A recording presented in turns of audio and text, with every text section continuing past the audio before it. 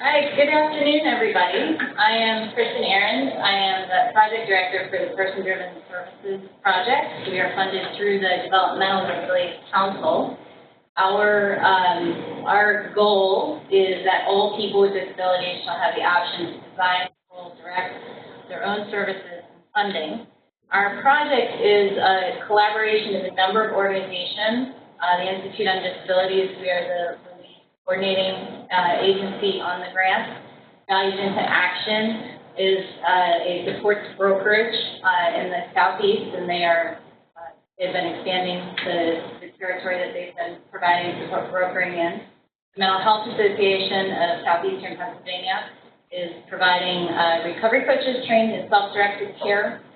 They are also working to figure out models of self-directed care in the behavioral health care system. Philadelphia Coordinated Health Care assisted with some of the broker training, field diagnosis training. Disability Rights Network is helping with the advocacy and system change pieces and all of our communications. The website for the project is housed on Disability Rights Network website, drnpa.org. Health Law Project, represented here today by David Gates, who's been a partner consultation assistance directly with people that are in the demonstration project, as well as the systemic advocacy, and the Pennsylvania Mental Health Consumers Association also assisting with the advocacy work. So today, let me go over a few logistics, and then we're going to get into our content. We are scheduled from 1 to 3 o'clock. All of you participants are muted. We will take questions, and there's going to be 2 ways for people to do questions. You can use the chat box, which is on your screen. All you do is, if you can select either host or host trainer, type your question into the little box on the bottom and hit send. I will be moderating those questions. I will try to make sure that we get to all of those. If you are on computer audio, or you have your phone connected, you will also be able to raise your hand. There's a little button about midway up the right-hand side of your screen. If you click that, it will alert us that you want to ask a question. For the most part, I should be able to figure out who you are and unmute you. But if not, we use the chat box as a backup. So we will stop at some point midway. We will also leave time at the end to go through some questions. The cart information is in the chat box, and we advise that you set up a split screen if you have not set up a split screen for your host site. And also, I want to take the opportunity now, while we're talking about the host site, to thank I think we had about 20 different sites across the Commonwealth who agreed to host people to come to their offices or their place and host small groups of people to participate in this. So we thank all of those host sites for really making this widely available. This session is being recorded. We should be able to turn this around in about 2 weeks to get it captioned and up on the website. So it's going to be a lot of dense information. You'll have another opportunity to go through it. With that, I want to introduce Linda Anthony, who is our lead from Disability Rights Network, and she's going to talk to you a little bit about why we are doing this particular information session. Thank you. As a member of the Person-Directed Services and Supports Coalition, we try to decide what kind of subjects that people might be interested in, particularly as it pertains to person-directed services. I'm someone who truly believes that person-directed services are a truly empowering model for the person. When I first had a car accident, I used the consumer-controlled model. I hired my own attendant. I pretty much had a lot of control over my services, and it was very empowering. So we're excited that people are interested in finding out, is it possible to do a person-directed services and supports model under managed care? And that's hopefully what we want to give you that information. Our purpose today on doing this seminar is to give folks a better understanding of what managed care really means and how it works or doesn't. With that, though, I'd like to Oh, the other thing I wanted to mention is that under a managed care model, you can use the community first option. There are models that can be incorporated into a managed care model, and I just wanted you to know that. Now, are you going to? David? Okay.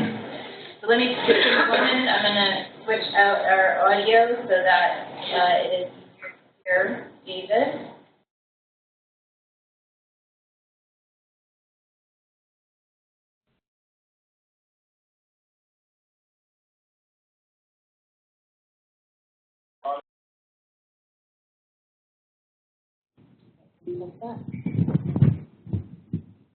Testing. How's that? Volume, testing. Hello? Okay.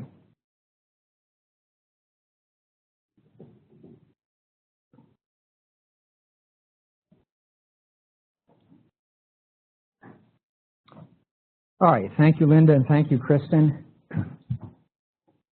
We're here today because the state is interested in incorporating home and community-based services into a managed care model, or perhaps two different managed care models. Now, Pennsylvania currently actually has two programs, two home and community-based service programs that utilize managed care. One is the ACAP program in the Bureau of Autism Services, and the other is LIFE, which is a program for older adults. And I will discuss those briefly towards the end. But most people who receive home and community-based services or waiver services are in systems that use what's called fee-for-service, where you are authorized by some entity, typically either the state, Office of Long-Term Living, or the Office of Developmental Programs system. It would be the county, also known as the administrative entity. They authorize services. You find a provider. The provider bills for a specific number of units of service. However, this model that we're going to discuss today, or these models, are under managed care, which is a different approach to this system. And I want to stress that what we're discussing today, although it sounds theoretical, is very likely to become a reality within the next 2 years.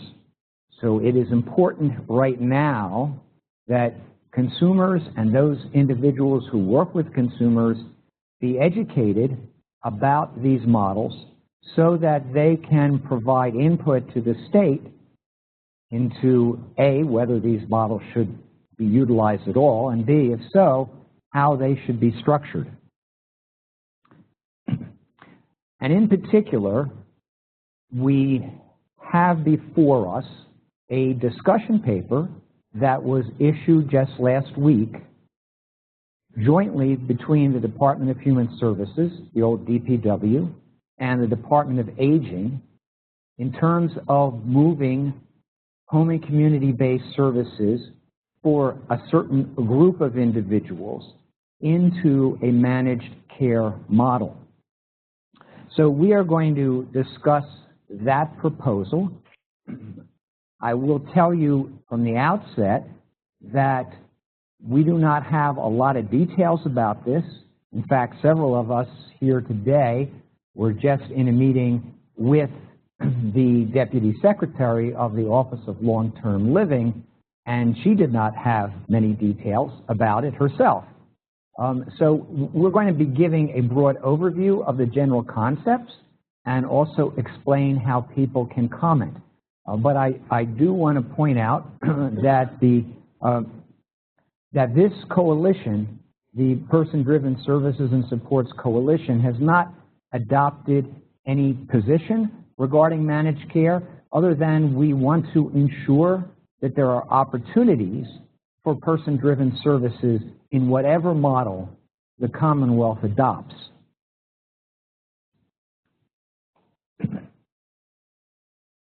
Also, I want to point out that the model being proposed by the Office of Long-Term Living and Aging, in addition to putting home and community-based services for certain populations into managed care, would also put persons who have both Medicare and medical assistance into managed care, even those who do not receive home and community-based services. This presentation will not be about those aspects of that proposal. That's an important piece of this, but it's beyond the scope of what we're here to do today. So let's get started with some basic information. And the first point is a glossary of terms.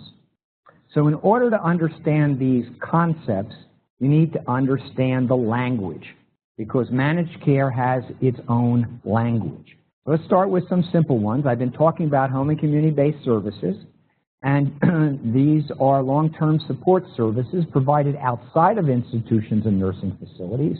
And in Pennsylvania, these include our waivers, the Act 150 program, the LIFE program, the Options program for older adults, and the ACAP program for persons on the autism spectrum. Next, LTSS, long-term services and supports. That's the current phrase that's used for both home and community-based services and nursing facility services. And by the way, the proposal, which we will discuss from the Office of Long-Term Living and Aging, would also cover persons in nursing homes if they are paid for by medical assistance. Next, MLTSS. This is the current phrase that's used to describe putting home and community-based services into a managed care model. Dual eligibles. Now, the reason why I talk about that is because dual eligibles will be one of the target populations of the current proposal. So dual eligibles are individuals who have both medical assistance and Medicare. The medical assistance and Medicare, two separate governmental health insurance programs. Medicare is federally run. It's for older adults, typically people 65 and older, and also persons with disabilities under 65 who have been receiving Social Security disability for 24 months or more.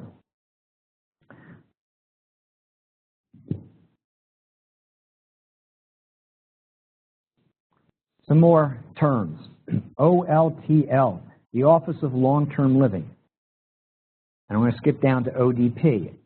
Our system it divides people into actually two offices and a separate department in terms of home and community-based services. So we divide people in part based on age, with the older adults receiving some services through the Department of Aging and the county area agencies on aging, or AAAs as they're called, and also some older adults receiving services under what's called the aging waiver. Then we have the folks under 60 who have some form of disability, and they may be receiving services under one of Pennsylvania's numerous home and community-based service waivers, or two programs that are not actually waivers but provide similar services.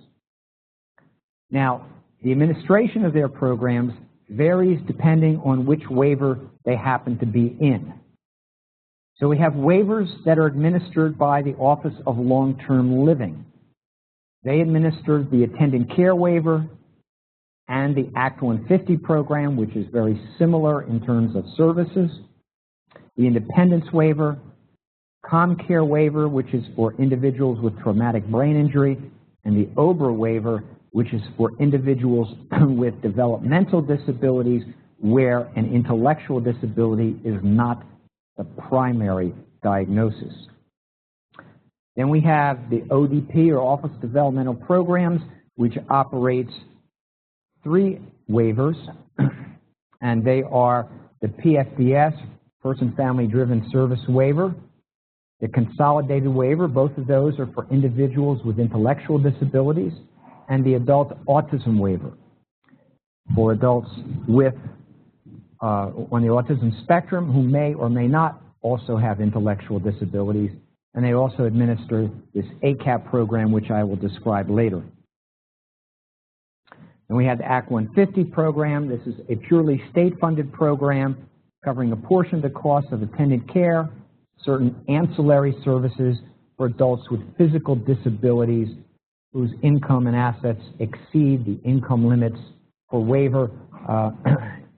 This program is extremely important because it is one of the primary means, in addition to what's called MAUD, for people with disabilities to be able to maintain their supports and yet hold down a job. This is an employment support program to a large extent, so very critical. Okay, I've talked about ACAP. Life is an interesting program. These two, ACAP and Life, are actually our 2 current managed care models. So the ACAP program is for adults with autism who are residing in Chester, Lancaster, Cumberland, or Dauphin counties, and I will describe that later in the presentation. The Life program is a provider-managed care program for adults age 55 and older, or 60 for some providers, who are nursing facility clinically eligible and live in certain areas, provides a wide variety of home and community-based supports. I mentioned this nursing facility clinically eligible. This becomes important in the context of the current proposal from the Office of Long-Term Living and the Department of Aging. There we go. And this refers to persons whose functional limitations meet a certain level based on an assessment, which is known as the level of care determination, the assessment typically done by the area agencies on aging. And this classification is required for the attendant care, independence, ComCare, and aging waivers. So this will become important when we discuss the proposal from OLTL and aging. So let's look at the current system to understand the distinction between what we have now and what is being proposed. Under the current system, we have actually 2 silos, 2 completely separate, actually more, but 2 separate generalized systems, the health insurance side and the home and community-based service side. On the health insurance side, we have your 2 major public health insurers, Medicare and medical assistance. Some folks have both, and these are the so-called dual eligibles. Other individuals just have one of these. But the basic system is for the government, under medical assistance, contracts with 2 kinds of managed care organizations. One is the physical health HMOs. This is our health choices system. They in turn contract with a variety of medical providers, and that's called the network of medical providers. The other side of the equation is behavioral health. So medical assistance, the state Office of Medical Assistance, the Office of Mental Health, contracts with counties who in turn contract with behavioral health managed care organizations. They in turn contract with a network of behavioral health providers. Medicare, there are providers who can bill Medicare directly, or an individual may be in a Medicare managed care plan called a Medicare Advantage. That's the health insurance side. Then we move over to the separate side, home and community-based services, where, as I said, we have these 2 offices which run separate programs. Office of Long-Term Living, the waivers I mentioned before. Under that model, you have providers who can enroll with the Office of Long-Term Living, and the basic rule is any provider who meets the requirements and chooses to provide services can enroll with the Office of Long-Term Living. Then you have your service coordinators that have separate agencies for them, and they also can bill the Office of Long-Term Living under the waiver. On the other side, we have the Office of Developmental Programs for persons with intellectual disabilities and or autism. The intellectual disability side runs through the counties or administrative entities. They also have supports coordinators, and then they have providers who can bill the Office of Developmental Programs directly. And again, as with the OLTL side, any provider who is willing and qualified can participate and become a waiver provider under the current system. Now we've talked about the health insurance, and we've talked about home and community-based services. So let's move on to the model that is being proposed by the Department of Human Services, Office of Long-Term Living and Aging. First of all, let me talk about who would be in this model. So the first thing is the model that is being proposed now would exclude anyone eligible for services through the Office of Developmental Programs. That would include the folks in the PFDS waiver, folks in consolidated waiver, folks on the autism waiver, and those folks who would be eligible for those waivers. However, I would point out that there are folks who are potentially eligible for a waiver under the ODP system and could also be eligible for a waiver under the OLTL system, namely folks who have both physical disabilities and an intellectual disability and or autism. And we don't know yet how the state was planning to handle those, whether those folks would be in this managed care system or not. I will say that even though the current proposal excludes folks in the Office of Developmental Programs, it does not mean that ODP is not considering managed care. In fact, we do know that the Office of Developmental Programs is considering their own model of managed care. And so we have a slide at the end. We talk about the two existing models, which are provider managed, where I think the Office of Developmental Programs is really heading. But we don't have anything firm about that one yet. But those folks who are concerned about people with intellectual disabilities or autism, don't think that you will not eventually end up in managed care, because that may very well be the situation, but it may very well be a different model. So who would be included in the current proposal? Well, the dual eligibles, again, these folks who are Medicare and medical assistance eligible, age. Now, the discussion paper says over 21. I think they meant 21 and over. And that would include both individuals who are receiving home and community-based services and those who are not. And there's quite a lot of dual eligibles in Pennsylvania who are not currently receiving home and community-based services, about 318,000 in fact.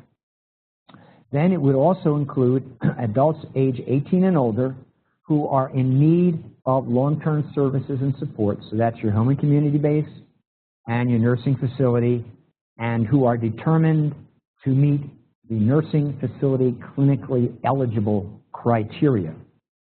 So that would be your folks who are eligible for attendant care, independence, ComCare, aging.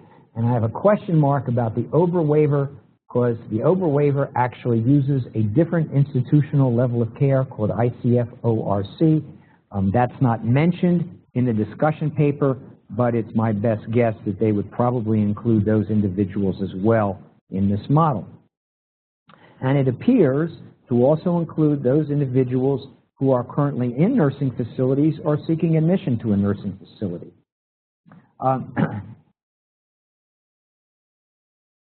The model would be mandatory for those individuals seeking the managed long-term services and supports, the home and community-based services. It appears from what I heard today from the Deputy Secretary of OLTL that it would not, that there would be an opportunity for those folks who are both Medicare and Medicaid eligible, the dual eligibles, to opt out of this model if they were not receiving home and community-based services. But that's something that needs to be clarified. The model would be using health plans as central managers for the service. So let's look at a diagram that helps explain what this would be. So we have three major funding sources: Medicare, medical assistance, and the Office of Long-Term Living waivers. And the idea is that there would be these contractors or vendors, as are called in the discussion paper, who in all likelihood would be HMOs or a Medicare, what's called a Medicare Special Needs Plan, which is very much like an HMO. That these would be the contractors. So the contractors would be actually health insurers, managed care health insurers. But these contractors would now be responsible not just for the medical services, which they have been historically, but also for the behavioral health. So what that means, magic touch, what that means is that the behavioral health carve-out that we know under Health Choices would, if this model were adopted, disappear for those individuals who would be subject to this model. So your dual eligibles, Medicare and Medicaid, and the folks on the OLTL waivers, they would not be receiving their behavioral health service through their behavioral health managed care organization, CBH, Magellan, CCBH, Value, and Perform Care, but instead would receive that through this managed care entity, typically an HMO or Medicare Special Needs Plan, or their behavioral health contract. In addition, the home and community-based services would now be the responsibility of these HMOs or health insurers, Medicare Advantage plans, whatever you want to call them. So this is a very, very different model. So instead of going through your going through the Office of Long-Term Living to get authorization, this would now be done through whichever health plan, this health insurance plan, you were enrolled in.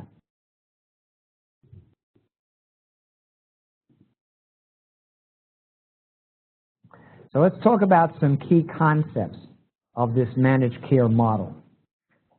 First one is provider network.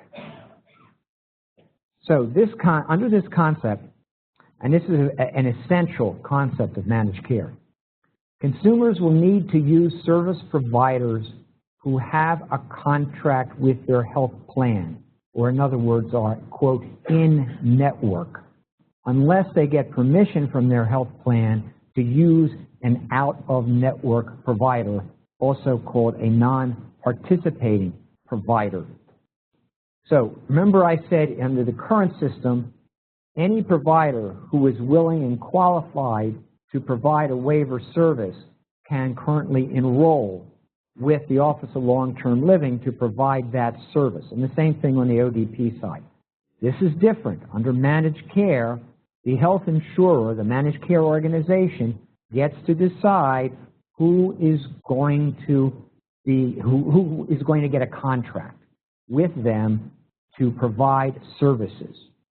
So there will be providers who can and most probably will be excluded from the network so that consumers will not be able to use those providers any longer if they are not in the network of the health insurer or managed care organization in which they are enrolled. Now, we know that folks have a wide variety of needs and that there are a number of providers who have very specialized services. So it may well be necessary to use providers who are out of network. And the standards for getting permission to use those out-of-network providers are really important. We deal with these issues right now for medical care under the Health Choices contract and as well as behavioral health as well. And so I can tell you that there will certainly be occasions when an individual, due to the nature of their disability or their geographic location, will need to use a provider who is not within the managed care plans network. And so this will be an issue that will definitely arise. Okay, this whole thing,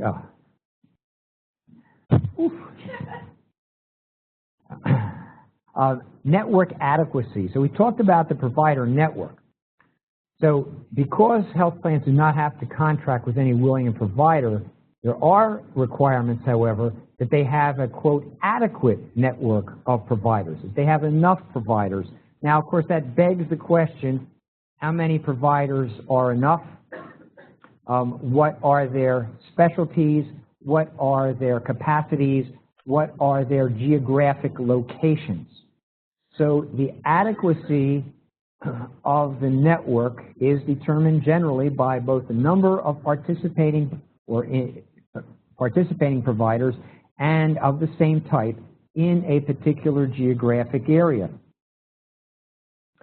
Now, there are both state and federal provisions that set out some basic requirements about adequacy, but I can tell you in practice the most important provisions are those that will be found in the contract between the state and these entities, these managed care organizations or health plans who will actually be contracting with the providers. So network adequacy is essential. The state will be coming out with a request for proposals in which providers will bill. I think it will be absolutely essential for folks to comment in regards to how to determine whether the provider network is in fact adequate. Also, it will be important to consider how home and community-based service provider types are defined and how the geographic areas are determined. Because as I said before, adequacy is generally looked at. We have so many, so for example, they will say, well, we have so many providers who can do attendant care, and they are in a particular geographic area. Now, the broader the geographic area, the bigger the issue is in terms of geographic access for people who live in more rural areas.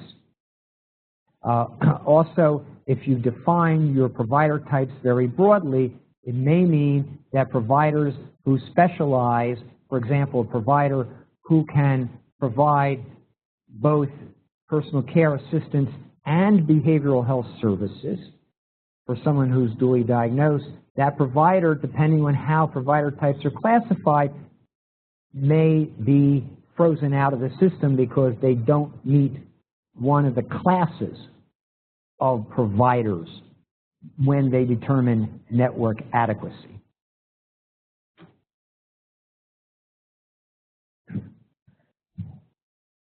Okay, coordination of providers and services.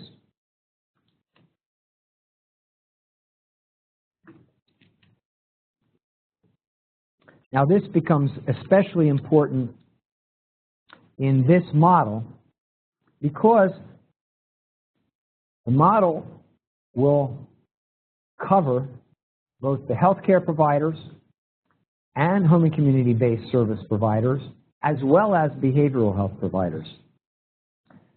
And the individual who may access services in 2 or all 3 of these systems, of course, will have different providers for each system.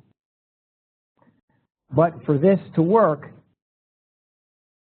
the individual is going to need to use providers, all of whom are in the network of that health insurer or health plan in which that individual is enrolled. That can be a real challenge, and we have seen that just within the physical health system, where an individual has several specialists due to a medical condition, and they find that their primary care physician is in one network and a specialist is in a different network, and maybe a third specialist in a different network entirely. So this kind of coordination is a real challenge in managed care. So this is something that's going to have to be faced. And this is another area where having permission to use out-of-network providers becomes very important, because for folks who access services in multiple systems, it may in fact be impossible for them to find providers to meet all of their needs, all of whom are in the same network.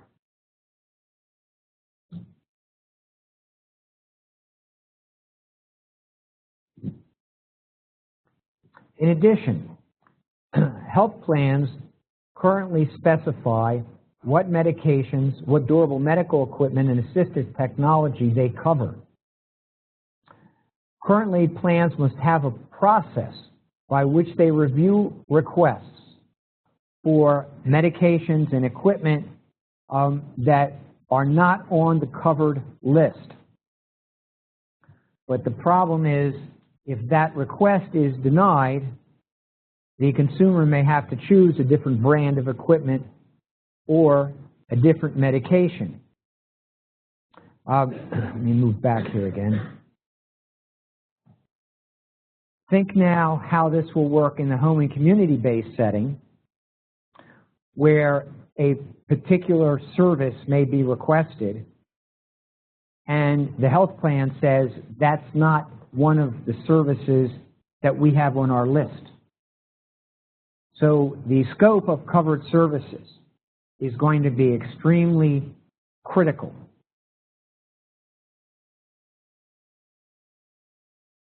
The other issue that I think is going to be critical as well is how the plans review those requests for services. And I'll talk about that a little bit later. Now, financial incentives. I have to talk about money because it's money that drives these systems.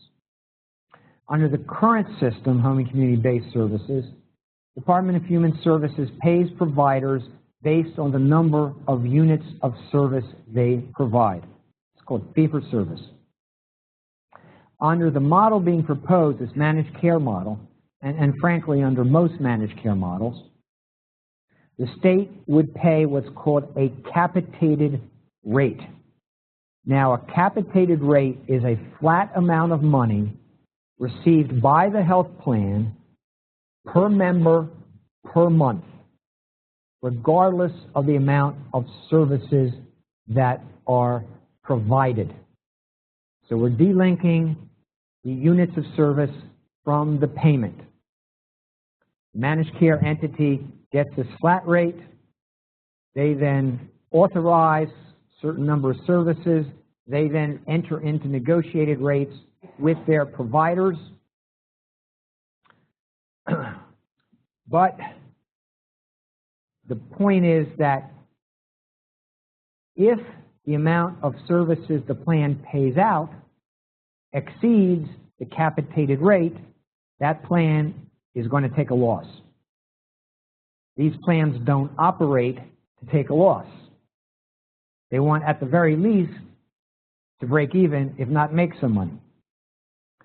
So they have a financial interest in ensuring that the amount they're paying out does not exceed their capitated rate. Now that brings us to the question of adjustment of capitation rates. And I know this is technical stuff, but it gets real important.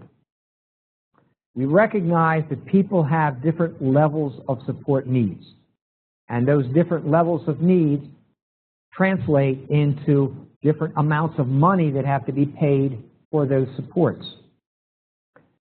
If you pay the same rate for everyone, regardless of the level of their need, there is a strong financial incentive to plans, what we call cherry pick, that is to say, to encourage those folks with lower levels of need to come into their plan because they can make a profit on them, and discourage folks with a lot of needs to come into their plan.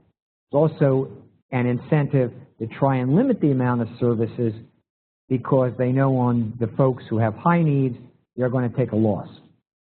So there are ways to adjust the rates based on the projected costs of a group of people. They don't do it person by person, but they can look at certain qualifications, qualities of an individual, certain functional limitations, medical issues, and make some projections as to how much service or supports they will need, and they can adjust the rates accordingly to minimize these kinds of financial incentives to underserve or to cherry pick. So these are important issues that I think need to be addressed in the proposed managed care system.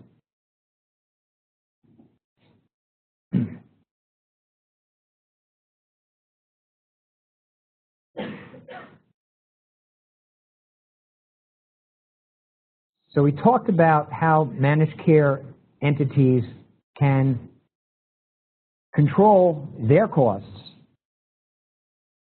by cherry picking and by reducing services through what we call prior authorization, that's declining services or reducing services by limiting the amount of service. Another way that they reduce costs, and this is also important not just for providers but for consumers as well, is by provider rate setting. Remember, this model, the plans decide who is going to participate in their network. So they will set rates, and the rates they set will be determined in part by their costs.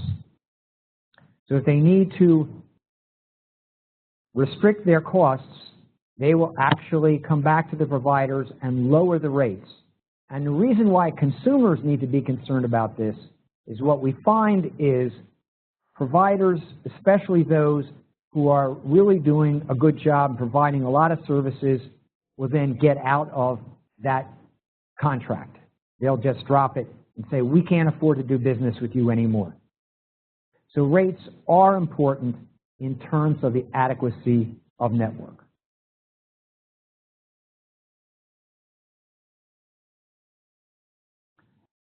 Yeah, so some questions?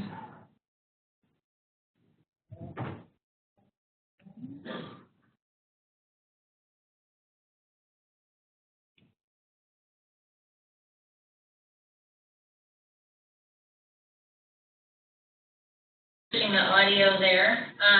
Are there any questions from the audience? Again, you have two ways of asking questions. Raise your hand, alert us that you've got a question. You do that by clicking the little hand icon that's midway up your screen towards the right-hand side. Probably the easiest way, given the size of this group, is if you chat the question into the chat box on the bottom. Send that to host or host and presenter. We'll answer those questions as they come in. Are there any questions?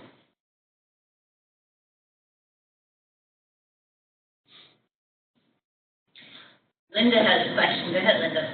How do they how do they cut hours through the assessment tool? Okay? That's a very good question. See if I can get back onto this.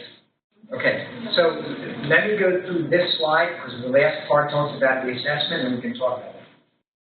So I'm going to answer the question by going through the points here, and what I wanted to do is try to explain what the process would look like for a consumer who's in this managed care, or what we call a managed long-term services and support program.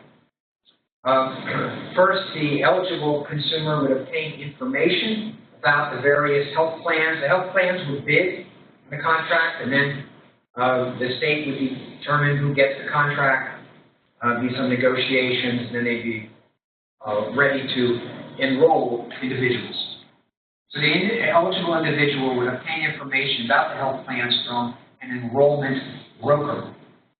And this is under the proposed model. And we already have one of those currently. And there you see their website. It's run by Maximus.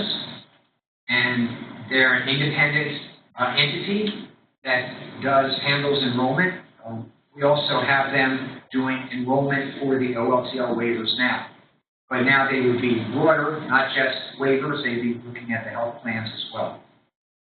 The consumer would then choose a health plan through their enrollment broker. So I say health plan because that's most likely what this entity would be, but remember, these plans will also be covering the behavioral health and the home and community-based services and Medicare-paid services as well. So it's an all-in-one kind of plan. The enrollment broker will process their choice of plan. It appears from the discussion document that the consumer is then assigned a service coordinator by the health plan, which I personally think is very problematic. And then there is some assessment that would be done. Now, it's not clear whether the assessment is done before the service coordinator is assigned or after. But there will be some kind of assessment, which the discussion document calls a standardized and validated assessment tool. And presumably, that tool would then lead to some decision by the health plan as to which services and how many units of services they would cover. Now, what's problematic, I think, is that we don't have good consensus around assessments that can provide actual service amounts. We have assessments that can identify needs. In the intellectual disability system, they do have an assessment that is now basically universally used called the CIS. But it's very hard to go from the assessment to say, well, you need this kind of assistance, this kind of support to say, and therefore you need X number of units. I can tell you that we've heard that in New Jersey, where they have adopted managed long-term services and supports, that when it was adopted and the assessments were done, it resulted in many consumers having their services reduced as a result of the assessment. Because it now would be this uniform assessment, presumably one that would be used by all the health plans. So that assessment is going to be really critical, and how they move from assessed needs into actual units of service is going to be really essential. And to be completely honest, I don't know how you actually make that next step. That's something that I think all of us are going to need to comment on, and that really needs to be transparent and developed clearly, and in addition, to have strong appeal rights, so that if people's services are reduced as a result of assessment, that there is a process by which they can appeal. And furthermore, that the final determination not be based on some hidden algorithm in the assessment, that you check off these boxes and you grade certain functions. And so, you have your ADLs and your IADLs, and you give them a certain numeric score, and then you add it up, and that determines what you get. You need to be able to get past that and be able to show the unique circumstances of the individual so that their service needs are truly individualized. That's going to be a challenge. And it's also going to be important that whatever standards are adopted are transparent so that we know what's behind the curtain when these kind of decisions are made. There are a lot of questions that came in the chat box. Okay.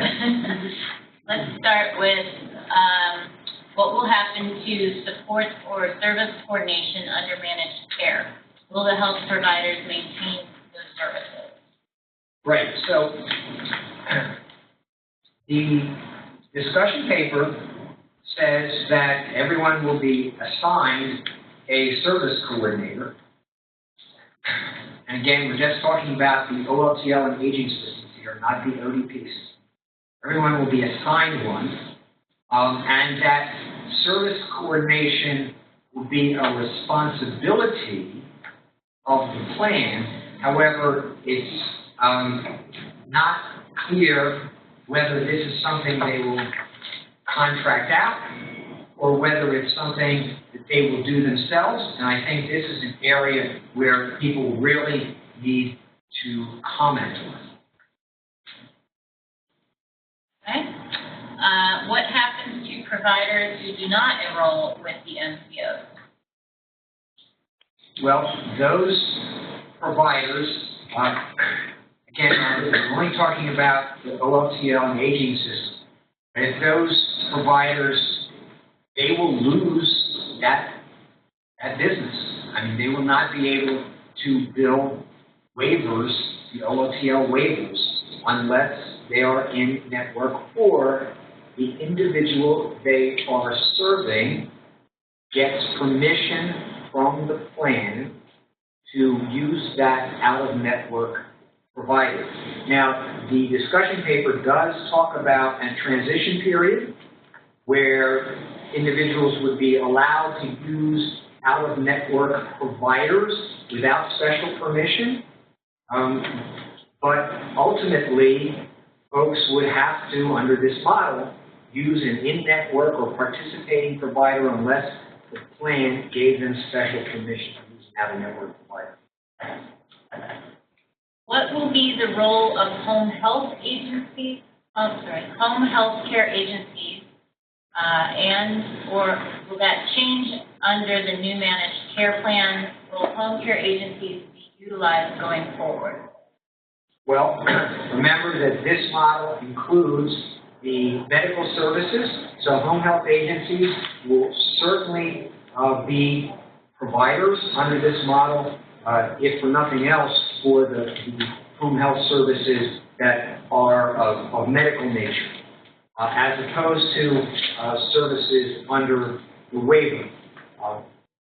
However, they can certainly seek to get a contract with the managed care organization, the health plan, to provide both the medical home health and what would otherwise be considered waiver services.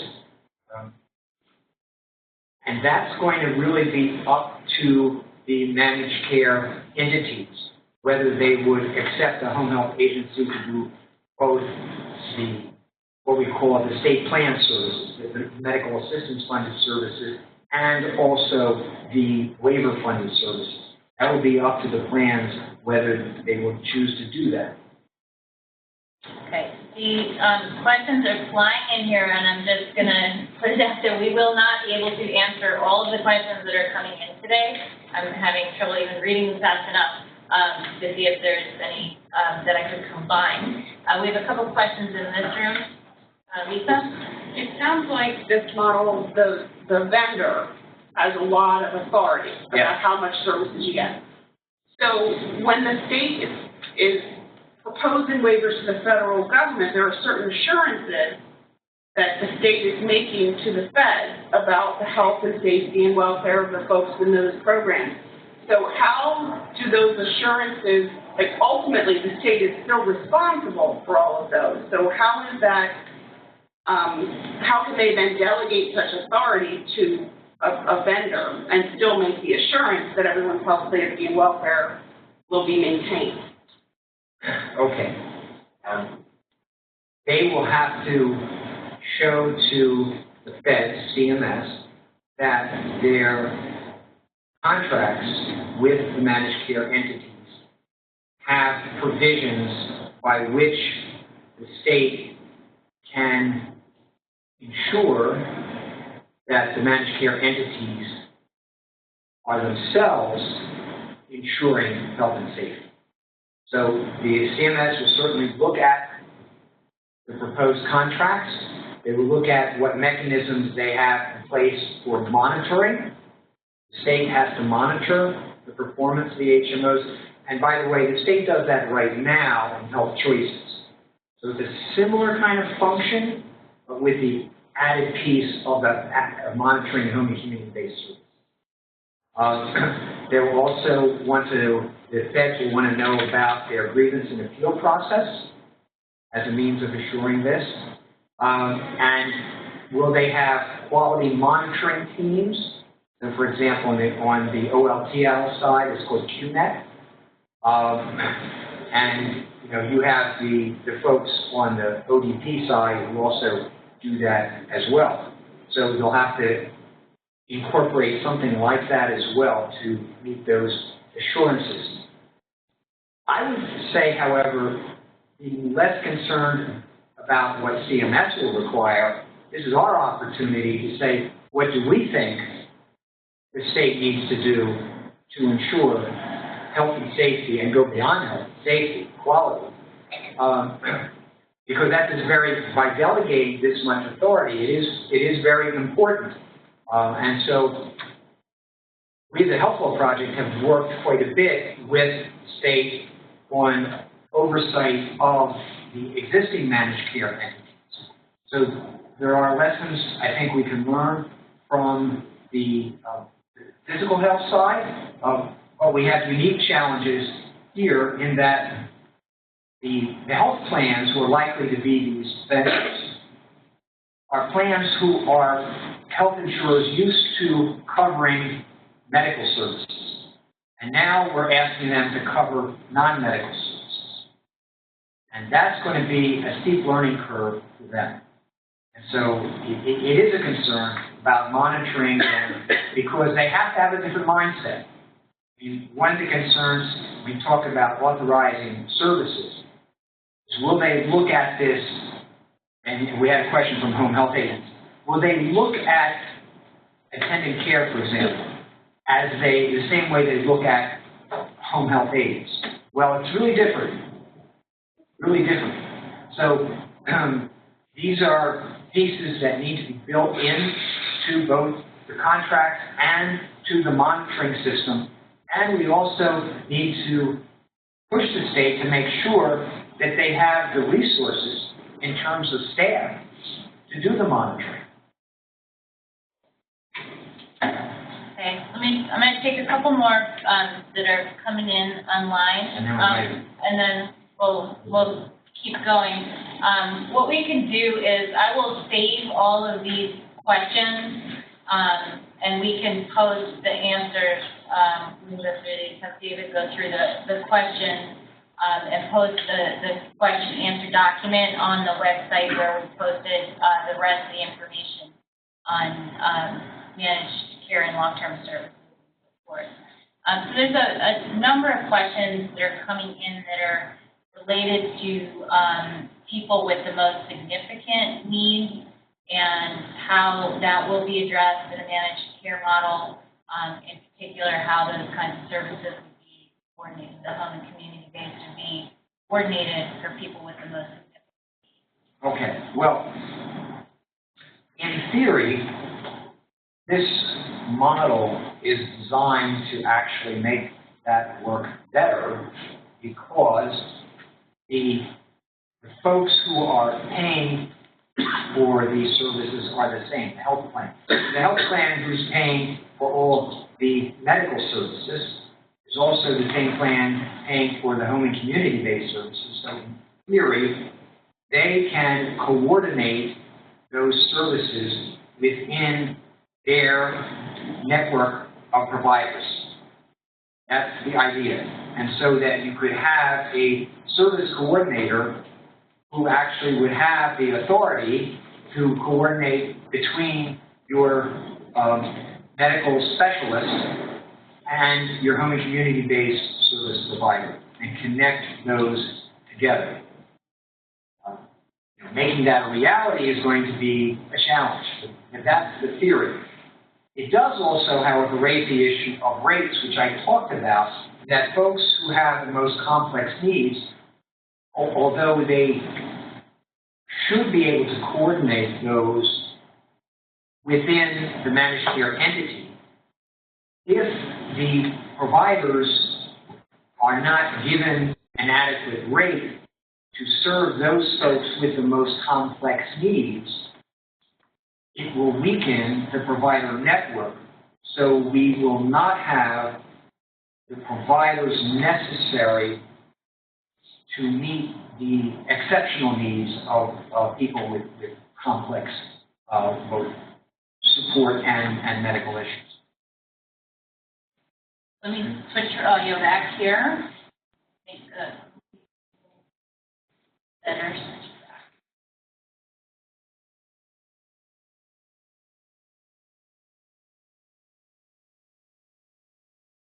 back.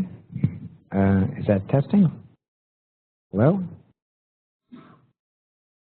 Hello? Okay. All right, so we're going to move on.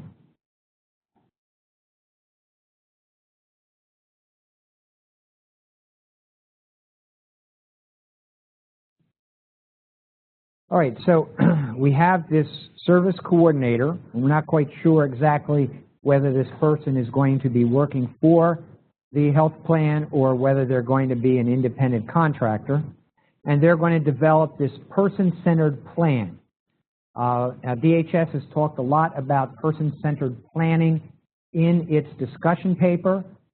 They do recognize that there are new federal regulations in effect that came out last year that describe person-centered planning, and they will incorporate those provisions in the RFP for the plans.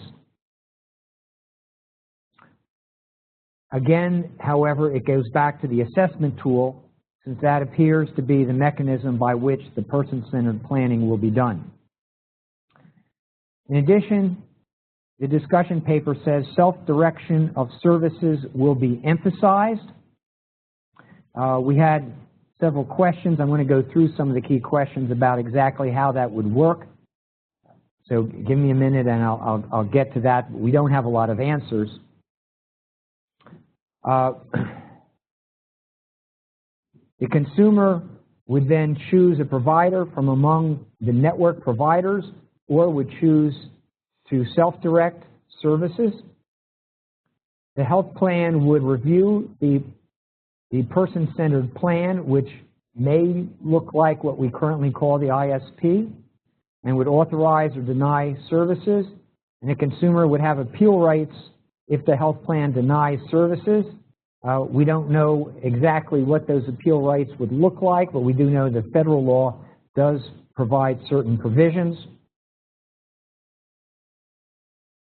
Now, on the self-directed services,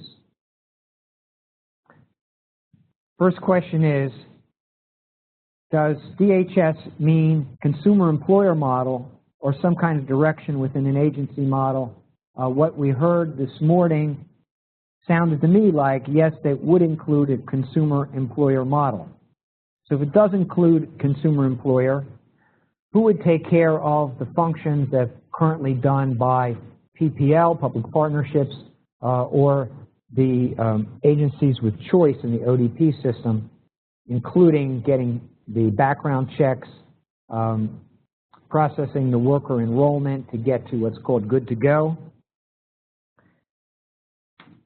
The issue I see is that the health plans don't have any experience doing any of that. I can tell you I've actually tried to do this with one particular health plan, and the only way we were able to actually do it is by finding an agency with choice financial management service that was that agreed to take on this.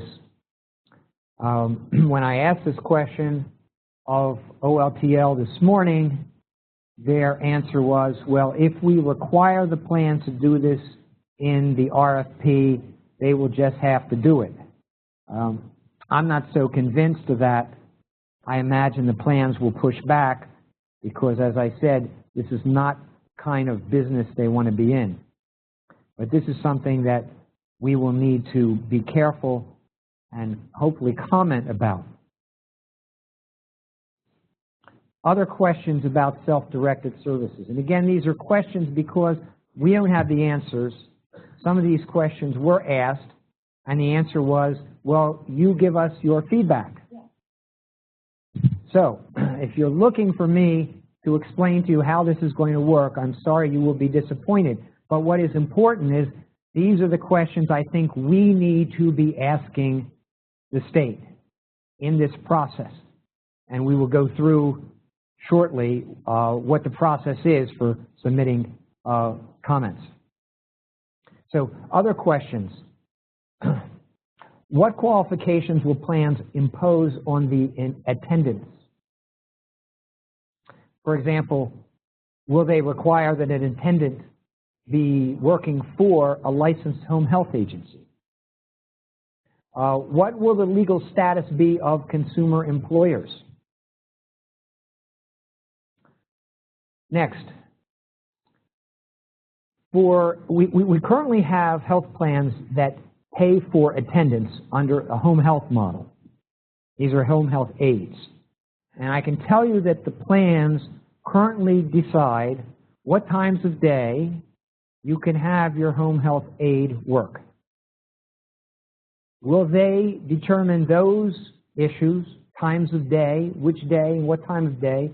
Is it during the day? Is it at night?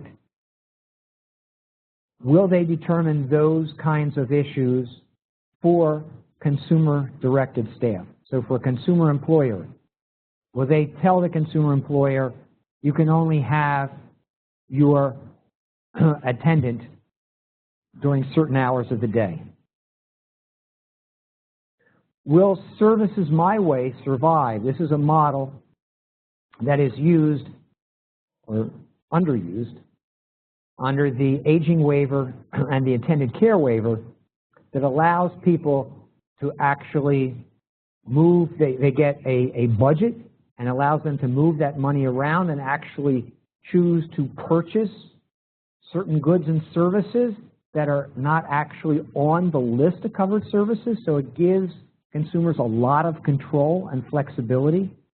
Will that model survive under this managed care system? We don't know. When we switch over to this managed care system, and the consumer employer folks will now be in a managed care system, how can we avoid the problems that occurred when we had to switch over from the financial management services to Christian Financial, if any of you remember that debacle? And we also had issues when PPL became the statewide financial management service. We had a lot of issues in terms of the records of the consumer employed attendants not being transmitted to the new entity, that the information was not accurate. We had attendants who were not paid for months. It was a real disaster. How do we avoid that happening this time around?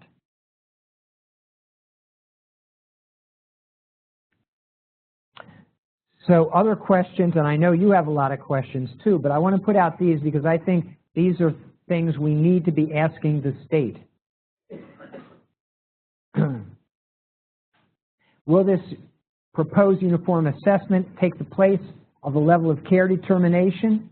If so, who will determine functional eligibility, what we call this NFCE, because your access to waiver services is based on an assessment that determines you to be nursing facility clinically eligible. Who's going to make those determinations? It's going to be somebody working for the plans. It's going to be somebody independent. What standards are they going to use? Will the waivers themselves continue? How will waiver slots be allocated? Now, thankfully, for the time being, under the Office of Long-Term Living, we don't have waiting lists, but that is subject to change. So since people will be getting services through these plans, will they be given a certain number of slots, much like in the intellectual disability system? Counties are given an allocation that roughly is equivalent to a number of slots. Is that going to be done here? Will consumers have choice of service coordinators? Will there be global ISPs that include medical, behavioral, and home and community-based services? These are all issues, and I know everybody else has their own. Let me go through mine, and then we're going to take some questions.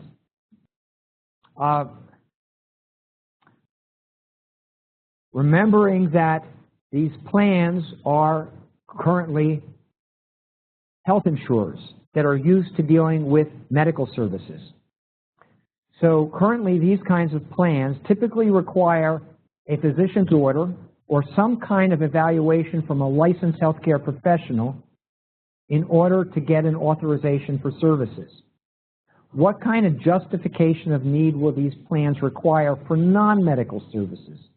Will they require a physician to write an order to get attendant care? That's not the model we have now. But will that be the case? And if not, who is it that has to justify the services?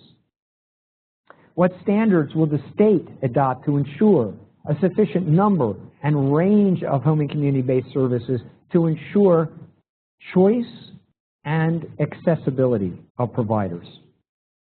What resources will the department devote to monitoring network adequacy and the plans themselves? How will the department determine the capacity of plans to review and cover non-medical supports that they have never provided, such as supported employment and accessibility adaptations, home and vehicle mods? These are things they've never done before. They have no experience whatsoever in those. How are we going to ensure that these health insurance plans can now actually learn how to deal with these kinds of critical support needs? Or are they going to be contracted out?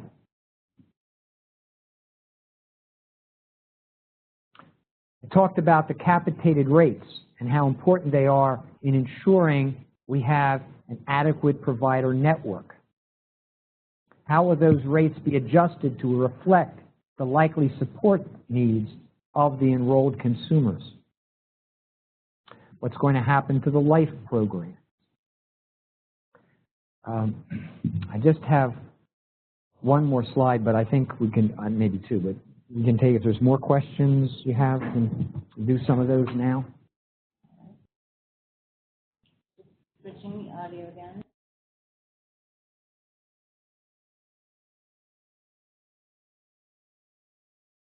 Okay, so we had a question, how will transportation work, particularly for individuals in the medical assistance transportation program? Right, so currently, transportation for folks in the medical assistance program is done through the counties. The counties have an MATP, Medical Assistance Transportation Program.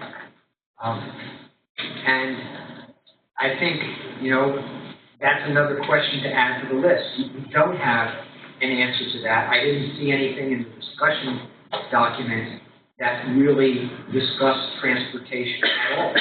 So that will be a key question. Will the plans be responsible for that? Or will we carve out transportation and continue it as a county-based program? And for the waiver providers, will they receive a rate to include transportation as part of their service? Those are good questions. We need to ask those. Will a plan be required to provide community services for every enrolled person? What if the provider decides not to serve a person? Is the plan required to find another provider? Okay, well, for that one, the answer would be yes, the plans are required to ensure that those individuals who have been assessed to need home and community-based services receive those services. So the plans would be responsible for finding another provider or allowing the individual to go out of network. And in fact, the discussion paper recognizes that may in fact be necessary, that if the plan cannot find a provider, then the plan would be responsible to allow that individual to go out of network. There were a couple of questions that came in about appeals, and if we know anything about what kind of appeals might be required by the federal government, what kind of appeal process OLPL might be considering, if there's appeals for high-level needs, will services continue during appeals? Right, so we know that OLTL is looking at the recently released proposed federal managed care Medicaid regulations. And these just came out a couple of days ago. And so they're looking at those proposed regulations and also guidance that came out in 2013 regarding Medicaid managed care in terms of an appeals process. Beyond that, they haven't gotten any more specific. They do acknowledge the need for having services continue while an appeal is pending, but that's about it. So I think we need to take a hard look at the federal proposed regulations because that's where they're looking. Approximately how many people are currently receiving services through OLPL waivers that would be impacted by the MPLSS? Okay, does anybody have this? It's actually in the discussion paper. And if I can get that out, you have it? Oh, thanks. So it's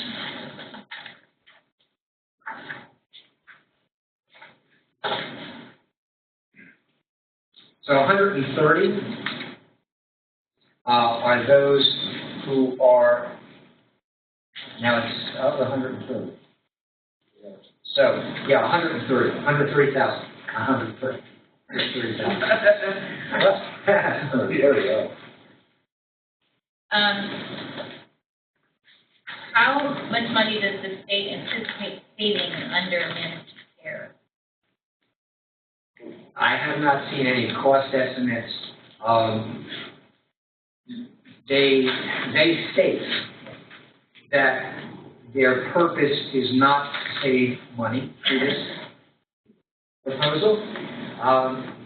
Their purpose is to ensure better coordination of services.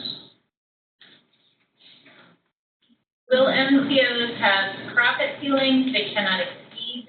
How will this be monitored?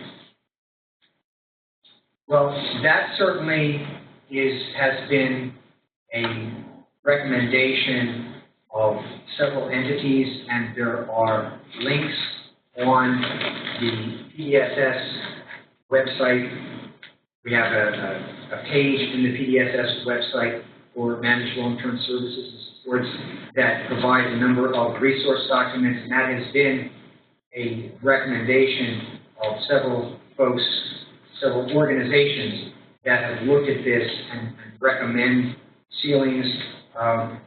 And I think what many people are thinking about is to use what's called a reinvestment model, which is what we have right now in Health Choices Behavioral Health Services, so that any accrued revenue, i.e. profit, that is above a certain amount has to be reinvested into services.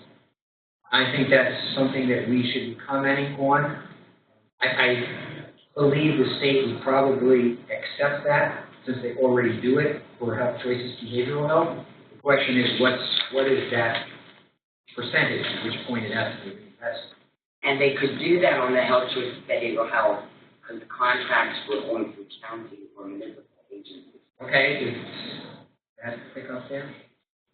Right, they could do that on Health Choices Behavioral Health because the contracts were going through county and Governmental agencies. municipal agencies. That's right. The behavioral health system is a little different in that the state actually contracts with counties who in turn contract with behavioral health organizations.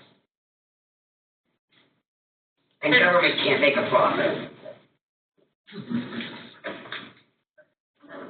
And government can't make a profit. Has this model been tested in other states, and what has been the outcome? Okay, and we are going to have a presentation right after mine by Lisa Lodi from our office, the Healthful Project, who's going to describe some other states that have done this. Yes, there are other states that have done this, 20-some states that have already done this. Not necessarily this exact model, but she's going to talk about some of the other models that are out there. So we do have some guidance looking at other states to see what they've done. More questions? Okay. How will the plans ensure a seamless transition from one provider to another without services being lost while also ensuring consumer safety? Okay, well, one piece that is talked about in the discussion paper is the what we call continuity. So in Health Choices Physical Health, we do have provisions in the contract for continuity requirements that ensure that the provider you're seeing now, that the health plan will have to pay that provider for a certain period of time, even though that provider may not be in that plan's network, to ensure some transition to a new provider who is in network. So that's something I think I would expect the state to adopt. Beyond that, I think it's open for people to make suggestions.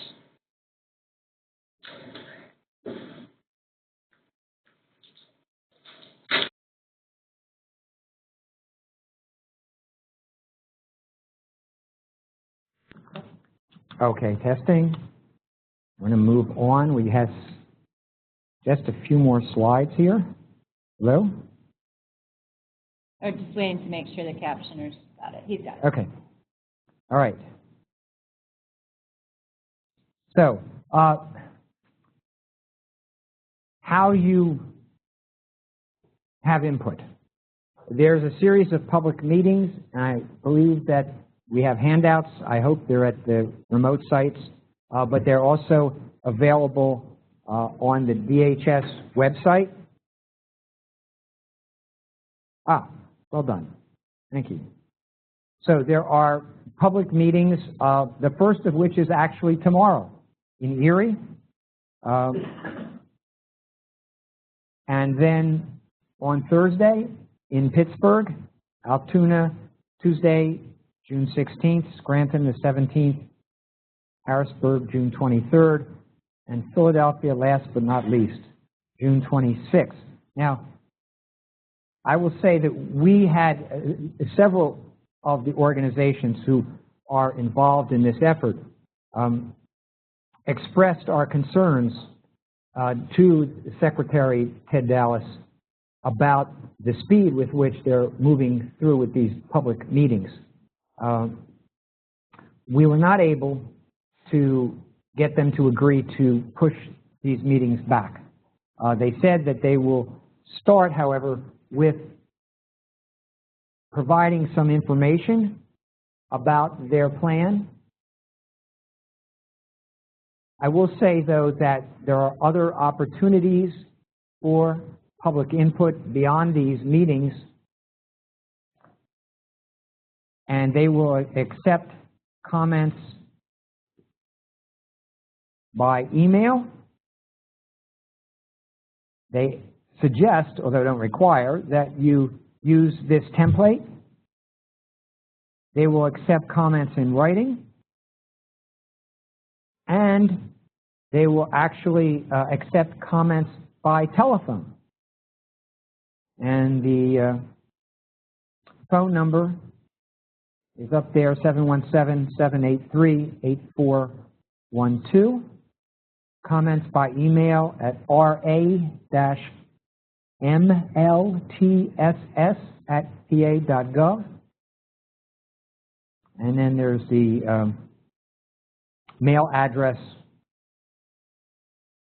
Department of Human Services, Office of Long-Term Living, P.O. Box 8025, Harrisburg 17105-8025. Comments are due by July 15th. Doesn't give us much time. Let me just finish up here.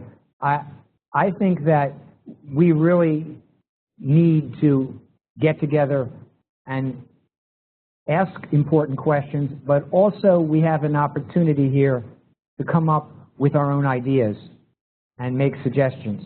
So we are going to have another session, and I'm going to ask either Kristen or Linda to tell us about that session, where we're going to have a guest speaker, Estelle Richmond, former Secretary of the Department of Public Welfare and a leading person in housing and urban development, to discuss consumer protections under managed care. And we hope that will generate some more ideas. You want to just, at the end? Okay, but stay tuned for that. And let me say, yeah, we can take a break, and then I want to do the last two slides, but it's a different model. So we can have, I see there's a question here, and there may be more questions in other sites. Yes, and then, yes, I'll finish my two slides.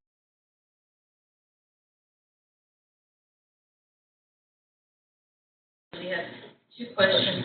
The simple question with the public meeting, can anyone just show up, or do you have to register for those meetings? There's no place to say how you tell them you're coming if you have to, but we've been told you need to. So I tried calling OLPL today, and that was not successful. So how do you let them know if you're coming?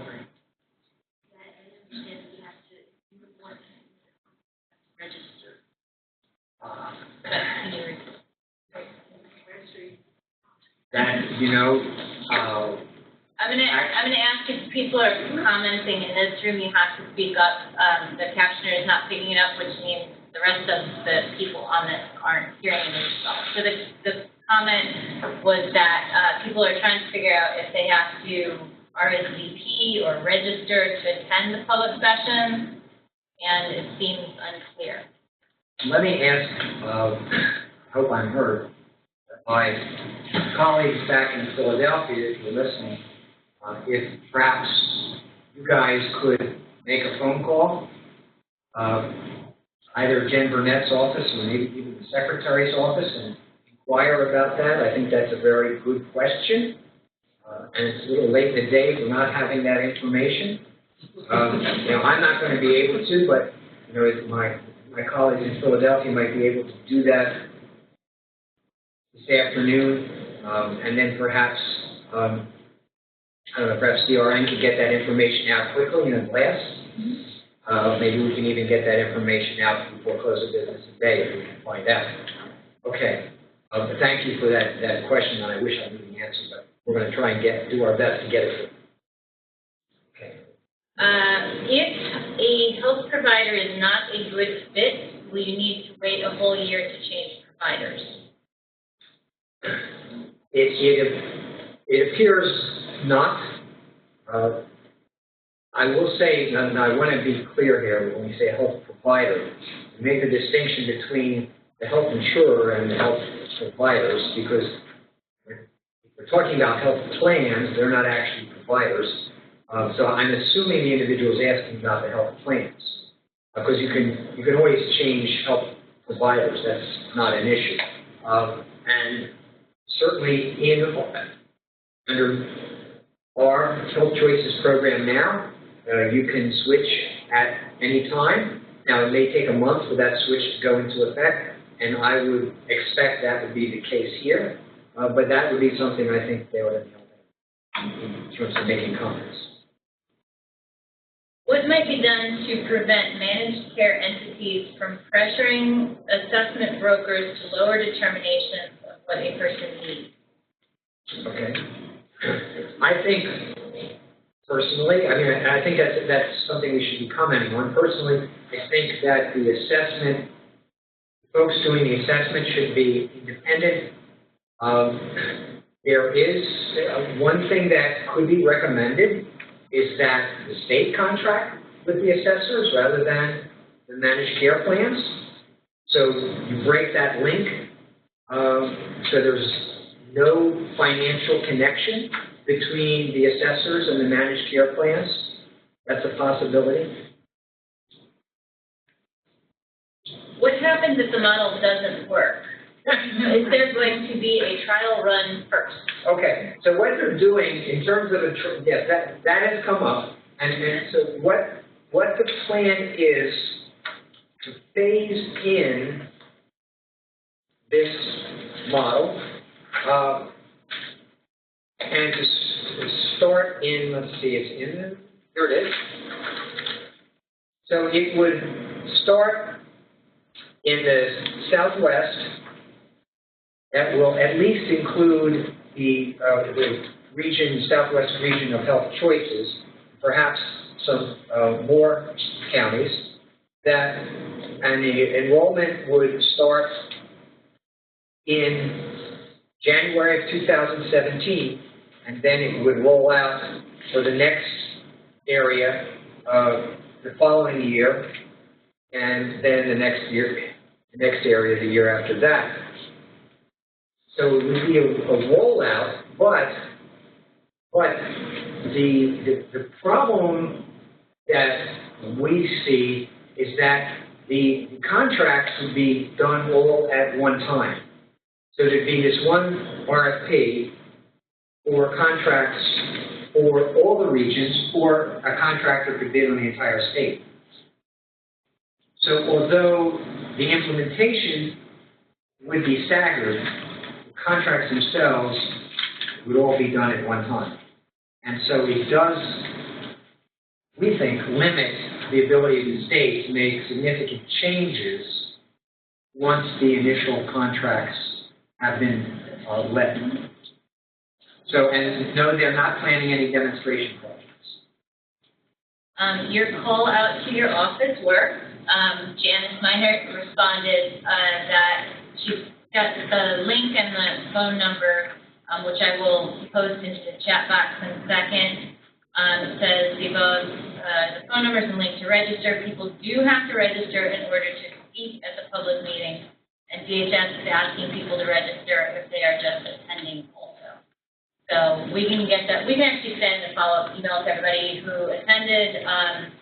It's for host sites. If you can get LAN the information for who attended and email, if people have email, send that along, and we'll get the follow-up information to everybody who attended, and we can send the links to all of the resources we've been discussing as well.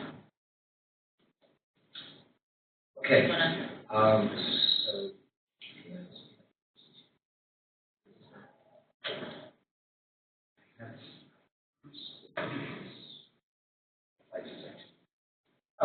Thank you.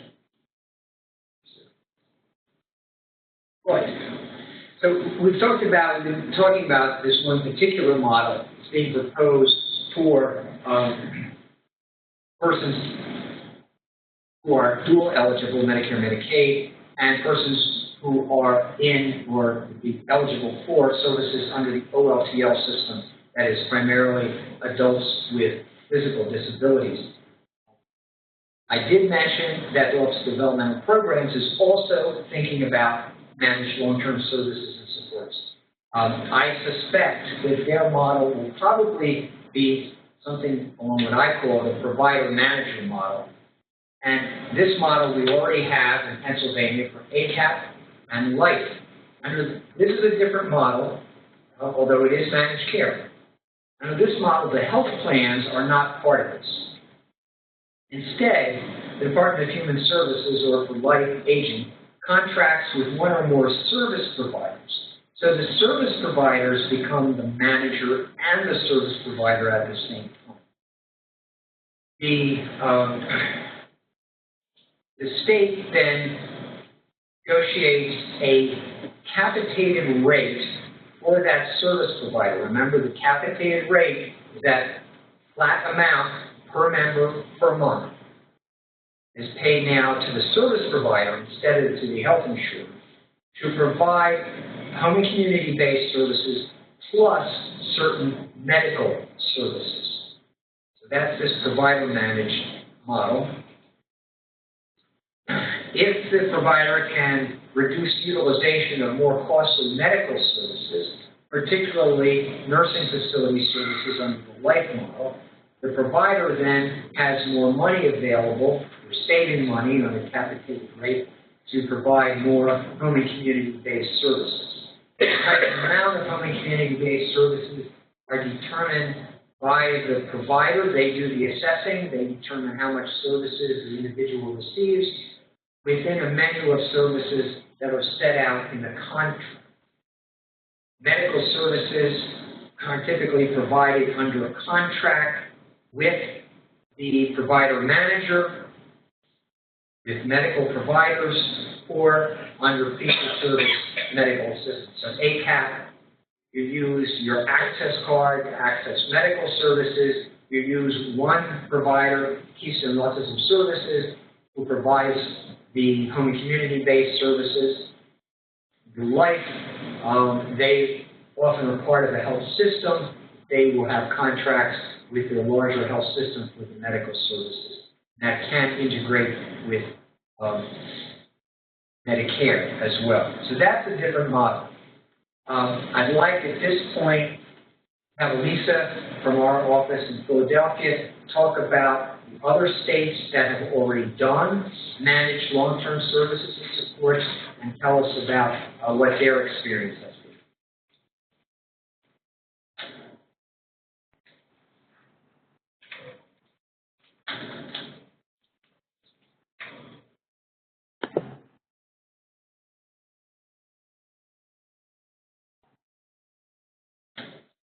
Lisa, are you there? Yes, I'm here. Okay, we do not have video. Now you do? Great.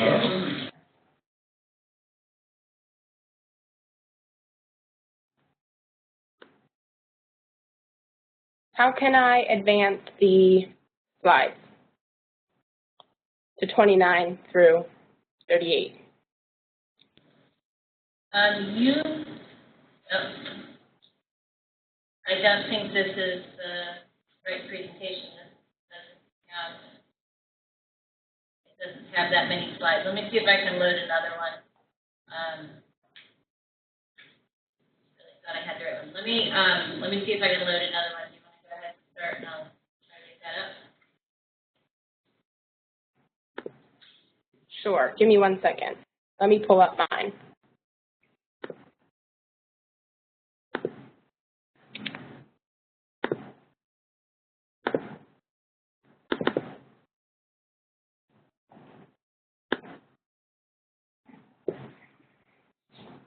Well, first of all, hello everyone. My name is Elisa Booty, and I'll be presenting some info on what other states have been doing in this area. First of all, it's important to know that MLTSS programs are being utilized or explored in many states. Medicaid managed long-term services and supports waivers have been approved in 19 states as of January 1st, 2015. There is some confliction in how many programs there are total because there are 26 states right now running programs. However, they're just operating under different types of legal authority.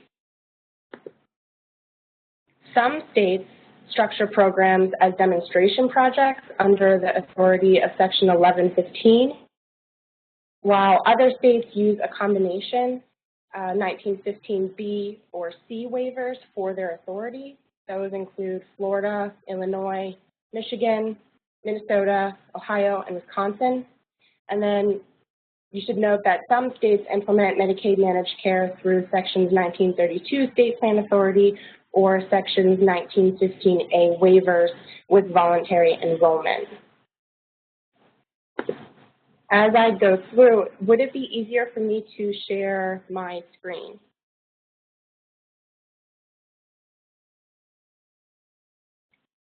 Here, it's actually loading. Okay. It's the end tab, and that should be, if you switch over to it, it's probably going to work now. Okay.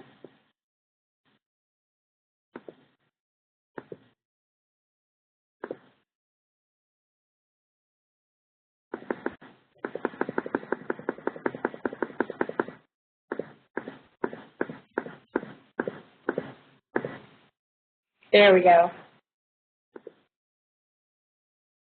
Okay. So as I was saying, the breakdown of other states, the way that they have gone through the approval process or the authority process has differed. Not all of them are the same. And that's important to keep in mind with the programs that might move forward in Pennsylvania.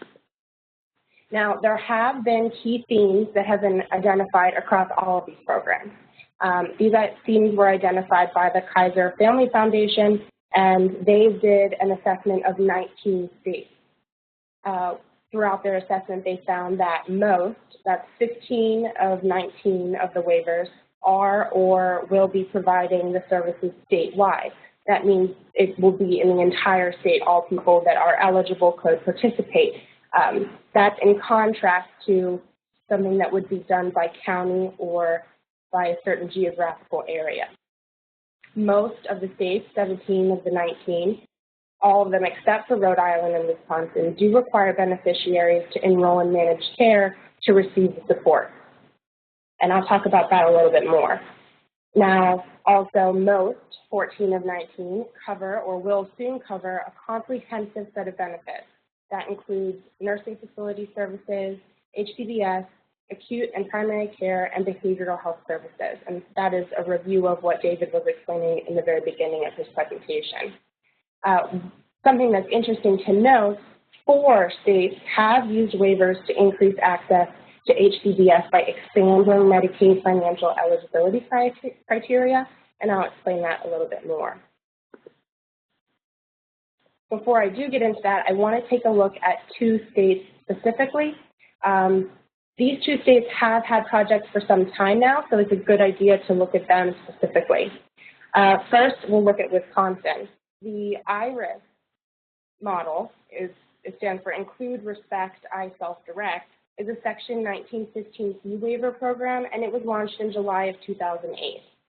The program is only available to qualified adults in participating counties, so as I was saying before, Wisconsin did not fit the trend of offering statewide service. Additionally, Wisconsin has not required beneficiaries to enroll in managed care in order to receive the services. Now, Wisconsin did have a stumbling block. They projected enrollment because they were an opt-in or opt-out state. They projected enrollment by 2011 to be 1,500 people. What actually ended up happening by early 2012 is that 6,000 people requested to enroll. This unexpected surge in enrollment led to a series of problems, including a lack of program integrity, flawed infrastructure to support the participants' choices, and operational problems with the budget allocation. Essentially, they underestimated that total for enrollment, and it led to problems within their system. Wisconsin does, however, have a really good quality of life strategy in place.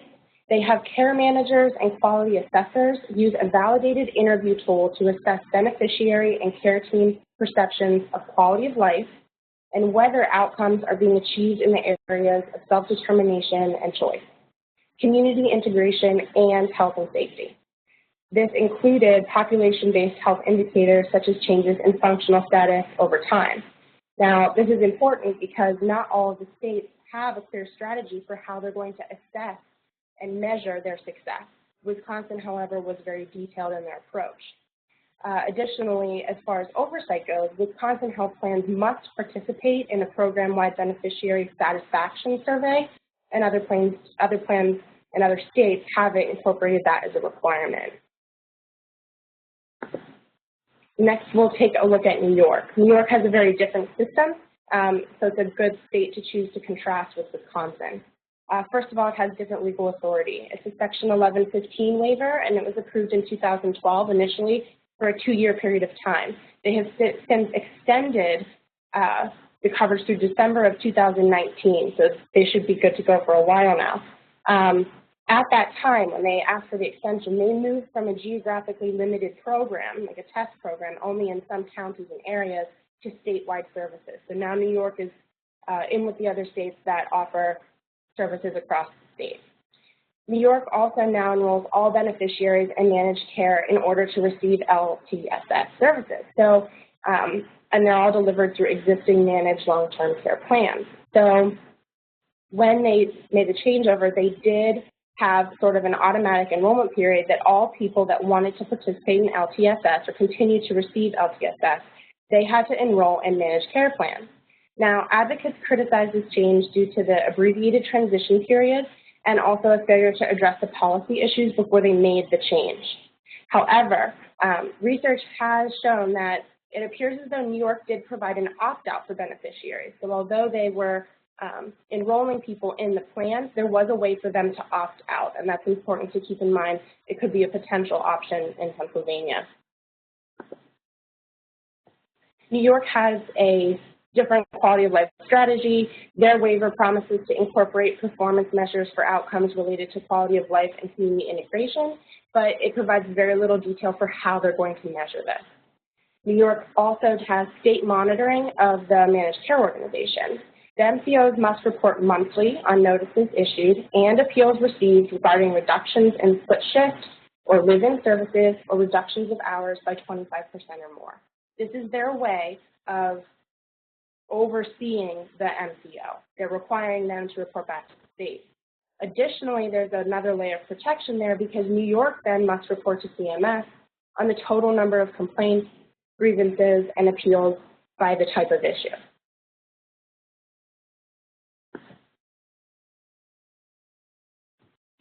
As I mentioned before, 4 states have actually used waivers to increase access and have done an eligibility expansion. They've used the waivers to increase access to HDBS by expanding the Medicaid financial eligibility criteria.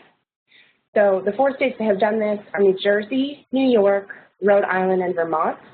And there is a link to a PDF file. It's a handout that explains each of these 4 states' systems, how they went about doing this, how they expanded. It should be in the upper tab for the people that are joining online as a PDF file. And at the bottom of that handout, there's also a link to Kaiser's full review. Now, to just sort of give an overview of one state, we'll pick New Jersey because it's right across the river. They used a projected spend down that qualifies beneficiaries for Medicaid home and community-based waiver-like services if their monthly income exceeds annual average nursing facility costs. They also eliminated the 5-year assessment transfer look-back period for applicants seeking LTSS with income at or below 100% of the federal poverty level. Essentially, each state had a different way of going about expanding access to the services. Other states have included various types of beneficiary protections in the provisions of their plans. 8 states have decided to have independent enrollment counseling for the people that are choosing between plans. 11 states have ombudsman's programs, which I'll describe in detail next. 3 states actually don't have an ombudsman program, but they do have access to an independent advocate for appeals. And then there are also managed care advisory groups in place in many states.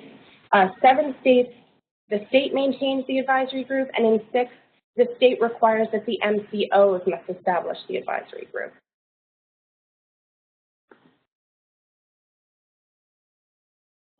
We thought it would be a good idea to review the different program types. First of all, ombudsman programs are typically charged with 1, helping beneficiaries access covered services, and then 2, tracking and assisting beneficiaries with complaints. In 9 states, the program is specifically authorized to assist beneficiaries with the appeal process, and I have the states listed out for you. 5 states also include additional responsibilities. They put these responsibilities on the ombudsman, such as training the health plans and providers, employing staff knowledgeable about Medicaid managed care and people with disabilities, and then publicly reporting on complaints and appeals. An alternative to the ombudsman's program type would be to have members and have consumers have access to an independent legal advocate for an appeal process. So essentially, they may be able to contact an outside attorney or an outside agency to be their advocate for the appeal. Hopefully that gives you a good rundown of what some other states are doing, and I will kick it back to Harrisburg to see if there are any other questions or comments that David and Kristen would like to address. Thank you.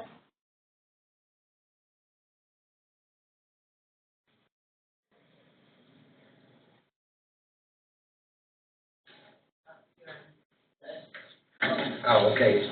Thank you, Elisa. That was very well done. We have other questions. We have about 5 minutes left.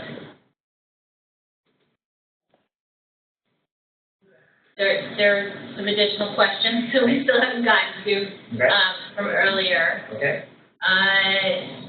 There was, will the enrollment process be longer, and will this have an impact on a person transitioning from nursing home to community? Will the enrollment process be longer? I mean, that's impossible to tell.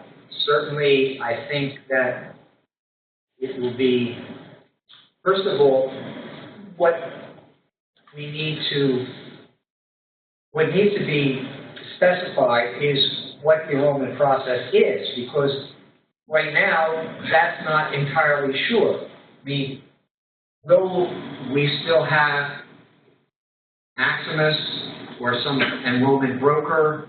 Will there still be an assessment done by the area agencies on aging, and then a review done by the Office of Long-Term Living, which is the current process? Or is this going to be done by the plans themselves? So that remains to be seen. I mean, these are good questions, but I don't think you get to the issue of what will it be longer without first addressing what is the process going to be.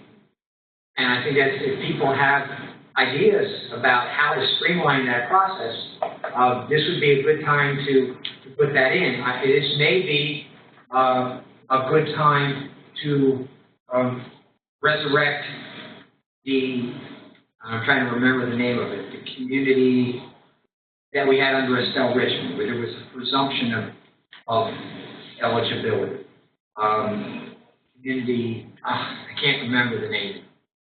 But we did have a process, community choice. Yeah, that's right. Thank you. Yes, thank you. Community choice. This might be a time to try and resurrect that process where individuals could have a presumption of eligibility so services could start upon discharge from hospital, for example, and get things going very quickly. That might be something I think people could comment on. Does moving to managed care mean that family members would not be able to be paid to provide in-home support? Well, in fact, there are some states that do allow family members to be paid for in-home support. So it could be done. That will be a choice. First choice is, will the Department of Human Services include that in the RFP? Or will they leave it as an option for the plans? I can tell you that I run into this with at least one of the Health Choices health plans where they have a policy that they will not allow family members to work as home health aides. And the department would not force them to change their position. Okay, let's do one last question, and then we'll wrap up our session today.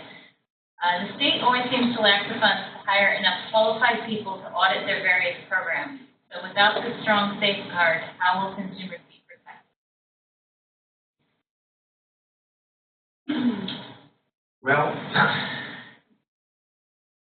one possibility is to allow consumers to opt out and go back to a fee-for-service system. That's not where the state is heading, I'm afraid. But without an opt-out, we really need the state to devote the resources to monitoring what the plans are doing. Okay, well, thank you all for joining us. We had great attendance today. All of the documents that were referenced today, all of the documents that were up on your screen today are all on the drnpa.org website. There's a page, there's a tab for the Person-Driven Services Project. All of these documents are there. We will update the PowerPoint that was posted. Needs to be updated, so we will get that up. There are still a few questions that we did not get to. We'll give those over to David and post the Q&A piece from this. The recorded version of this will be captioned. This will also be put on that page. And then this was really the introduction to the session that we're having on the 24th.